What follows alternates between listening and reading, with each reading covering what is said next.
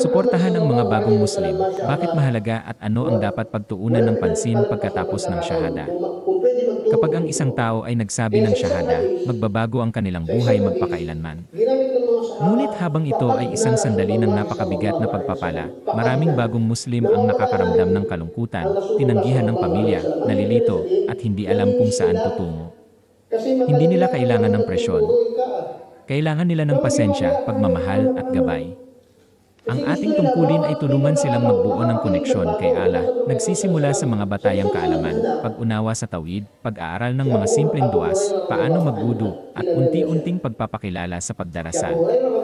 Ang emosyonal na suporta ay mahalaga ang isang magiliw na ngiti, isang mabait na salita, o isang mensahe ay maaaring magdulot ng malaking pagkakaiba.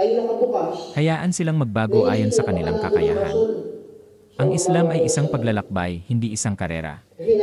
Hikayatin, huwag maging mahigpit sa kanila. Suportahan sila sa mga tunay na pagsubok sa buhay, kung ito man ay ang pagdarasal sa trabaho, paghahanap ng halal na pagkain, o pagharap sa mga hamon sa pamilya. Imbitahan sila sa mga kaganapang Islamiko at klase, at ikonekta sila sa mga maaasahang mapagkukunan ng pagkatuto tulad ng New Muslim Academy. Sabi ng Propeta Muhammad, sumakanya nawa ang kapayapaan. Ang pinakamamahal na tao kay Allah ay ang mga pinakamapagbigay sa kapwa. Maging ang suporta. Maging ang dahilan kung bakit sila matatag sa kanilang pananampalataya. Suportahan ang isang bagong Muslim ngayon.